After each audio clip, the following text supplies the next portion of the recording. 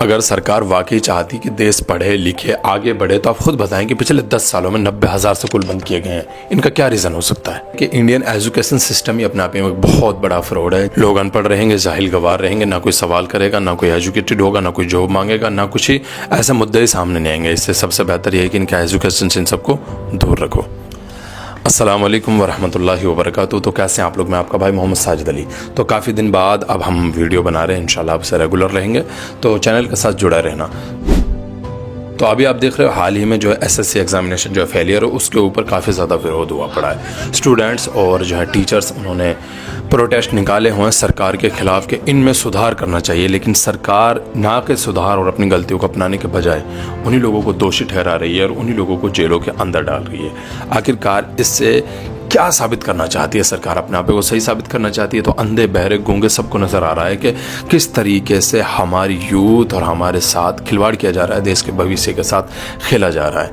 अगर सरकार इसमें वाकई तरक्की चाहती तो सरकार इस टेंडर को, जो TCS कंपनी थी जिसको टेंडर पहले दिया हुआ था, उसमें कुछ सुधार थे, लेकिन उसके जो बजट था काफ़ी ज़्यादा था, लेकिन सरकार ने उस कंपनी से, उस टेंडर को इस कंपनी से लेकर के एडुकेटिव एक कंपनी दूसरी उसको दे दिया, उससे भी काफ़ी कम बजट में। और जब बजट कम होगा तो सिंपल है, प्रॉब्लम्स तो फेस करनी होंगी। हालांकि इस कंपनी के ऊपर पहले से ही काफ़ी ज़्यादा एलिगेशंस थे कि इसके रहते हुए काफ़ी ज़्यादा पेपर्स लीक हुए हैं और काफ़ी ज़्यादा रिजेक्ट हुए हैं। जब इतनी प्रॉब्लम्स किसी बंदे के अंदर हैं तो आप उसे क्यों दोबारा जिम्मेदारियां सौंप रहे हैं? जब वो पहले से ही इसमें साबित हो चुका है, वो इस समय फेल है, तो आप उसे दोबारा क्यों साबित करना चाहते हो, वो भी काफ़ी कम बजट के साथ?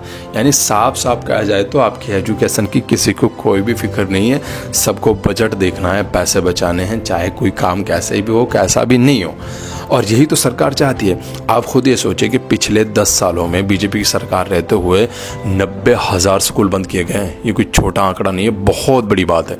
90,000 स्कूल जब बंद किए गए हैं तो 90,000 स्कूलों में अगर आप 1,000 बच्चा भी किसी स्कूल में लगाए तो आप एक आंकड़ा सोचें, आंकड़ा कहाँ पर जा रहा होगा। अगर 500 बच्चे भी एक स्कूल में लगाते हैं तो आंकड़ा कहाँ जा कर के रुकेगा। अब जो बच्चे एजुकेशन ले रहे होंगे, अब जब उनके वहाँ से वो स्कूल ख़त्म किए गए हैं, तो अब उन बच्चों को एजुकेशन लेने के लिए अपने गाँव से 20 किलोमीटर, 25 किलोमीटर, 30 किलोमीटर दूर जाना पड़ेगा।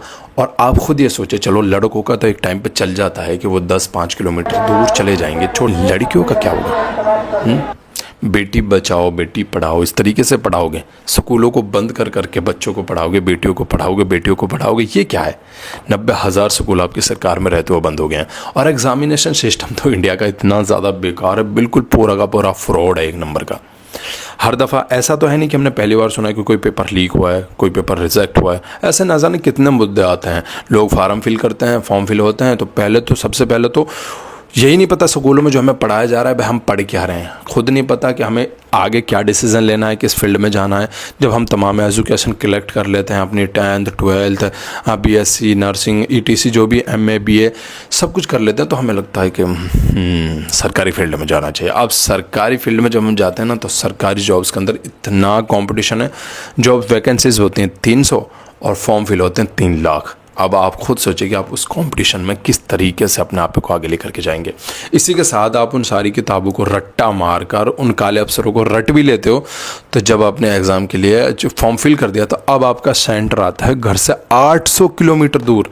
बताओ, इतनी दूर इसमें जो इस वाले पेपर में इसमें बच्चों के इतनी दूर जो है सेंटर्स आए। और इसी के साथ सबसे बेकार बात यह कि इतनी दूर जाने के बाद भी कुछ बच्चों के जो है सेंटर्स जो है उसी टाइम पे चेंज कर दिए गए हैं। बच्चे इतनी मुश्किल से वहाँ पहुँचे हैं और फिर भी वहाँ जाकर के सेंटर्स जो चेंज कर दिए, अब वो कहाँ जाएगा? अब तो वो पेपर दे ही नहीं सकता, क्योंकि यहाँ से 800 किलोमीटर वो यहाँ आया, अब यहाँ से 600 किलोमीटर और कर दिया तो एग्ज़ाम गया हाथ से। भविष्य के साथ खिलवाड़ हो चुका है आपके। इसी के साथ अब हम, अगर आपका एग्ज़ाम सेंटर भी सही आ गया, आप 800 किलोमीटर दूर सफ़र करके भी चले गए, अब आपके साथ दोबारा खिलवाड़ किया जाएगा।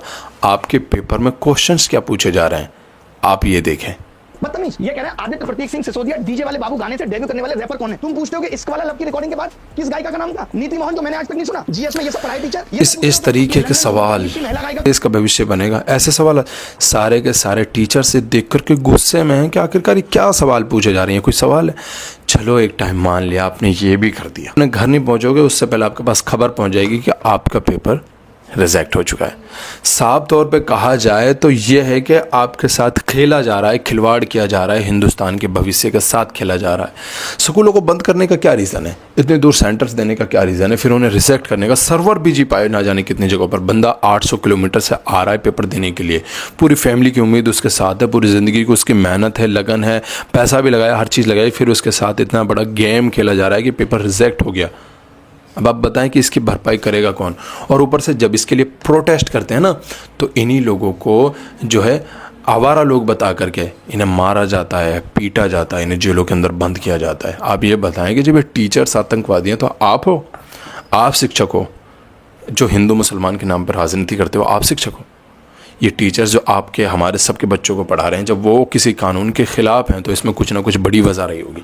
आज तक सरकार अपनी गलती मानने के बजाय उन्हीं लोगों में दोष निकाल रही है, उन्हीं लोगों में कमियां तराश रही है। आप ये देखिए कि अगर आप वाकई हमारे एजुकेशन सिस्टम को ठीक करना चाहते हैं तो हमारी प्रॉब्लम्स को सॉल्व करो। हमें किस चीज़ की ज़रूरत है, किस चीज़ की ज़रूरत नहीं है, जब हम आपको खुद बता रहे हैं तो आप उसमें सुधार करो। वापस हमारे ऊपर एलिगेशंस मत लगाओ, टीचर्स के ऊपर एलिगेशंस मत लगाओ कि ये लोग जो हैं टीचर्स ही नहीं है। इसी तरीके से जब किसान आए थे ना सबसे पहले अपने हक की मांग करने के लिए, तो उनके लिए कहा गया था किसान ही नहीं है, ये तो आवारा लोग हैं, ये तो गुंडागर्दी करने वाले लोग हैं। किसानों के साथ ये हुआ, फिर पहलवान उतरे, पहलवानों के साथ भी ये हुआ, ये पहलवान ही नहीं है, किस तरीके के पहलवान है, पहलवान के फिर ड्राइवरों के साथ भी हुआ, और अब टीचर्स और स्टूडेंट्स के साथ यही हुआ। तो हमें चाहिए कि हम अपने हक के लिए सब लोगों को मिलकर अगर हम साथ करें, काम करेंगे, तभी इसके कुछ रिजल्ट्स निकल करके आएंगे। वरना हमारे देश के भविष्य और हमारे बच्चों और हमारे साथ साफ तौर पे खिलवाड़ किया जा रहा है।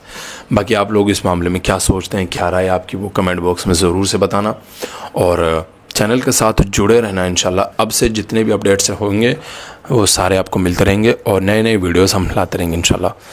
बाकी आप लोगों की प्यार, मोहब्बत और सपोर्ट की ज़रूरत है। मिलते रहेंगे इंशाल्लाह। जज़ाकल्लाह खैर।